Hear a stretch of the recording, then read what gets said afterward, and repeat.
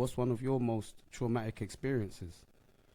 I don't know, like obviously there's a couple, but I'd say one where I felt like I was closest to death is where I got chopped up with some hatchets in it, so they're like mini axes in it, but man was in a whip, the passenger side, the door opened, obviously man's got tights and that over their face, and then they start licking man, but then as man like go to like turn the other way, the back door opened, someone's jumped in and started licking man. So like, when you said that, I thought you was gonna say you got to escape from my hand. I don't know if you can see it on camera, but obviously that scar there over my knuckle, over that middle finger right there, there's another one on my head in it. So the first one went on my head, and then the second one I put my hand on my head, and it basically went through most of my finger. And I've got one on my shoulder, which is the same. I'm not gonna lie, it looked like a vagina at the time, like big, open, pregnant, like when they're giving birth. It looked like a big open gash in it.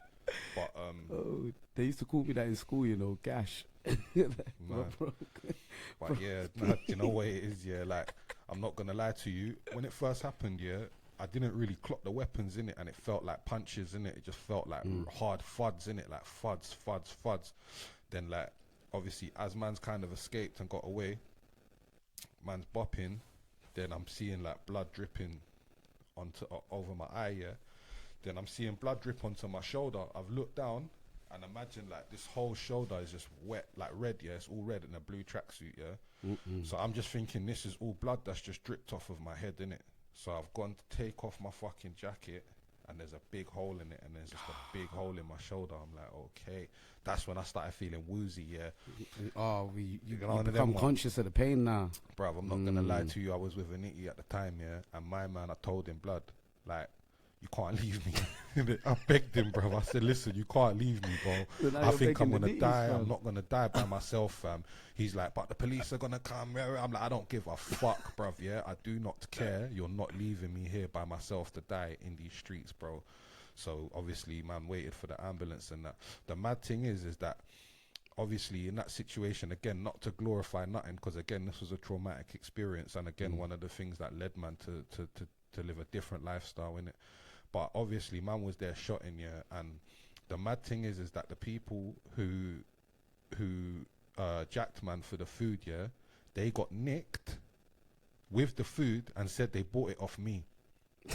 So remember, I ain't mentioned them. I ain't said nothing. The police are asking me, bro. Man. I've had to have surgery and that in it. So man's not even I can't speak to the police anyway. Do you know what I'm saying? Whether I wanted to or not, which I wouldn't. But so when I've woke up, man's all trying to leave the hospital. Police are telling me, we're arresting you. I'm like, what? They're like, yeah, bro, for supplying Class A drugs. Stress. I'm like, nah. Then luckily I go to the police station, and then the doctor at the police station was like, nah, he's just come out of anaesthetic, innit? So legally you lot can't question him for another couple hours, innit? So then they let man go home. They done all the prints and that, come back, no prints was on it. So man bust that, but still it's like, how can you rob man and then tell the police that you bought the food off me, bro? So wait, I mean, these streets have no codes, bro. What traumatized you more than the hatchet? Bruv, being snitched on for not even shotting, bruv. But you know what it is, I'm not gonna lie. That's like, crazy. They took the food, they fucking chopped man up, and then they snitched on man. Trust me, bro. And that is the depth of low-level criminals. Trust me. You see what it is? They're real low lives. Trust me. That's the real level of being a low life. Probably the most traumatizing part about it was obviously my right hand was in a cast and that, my shoulder was done as well. So like, man couldn't really, like, I'm not gonna lie, my girl at the time, she had to wash man and shit. Do you know what I'm saying to you? Like, man couldn't really function as a human in it. So that was obviously hard to do. What do you mean, wash your hand or like wash me, like, bath me, bro?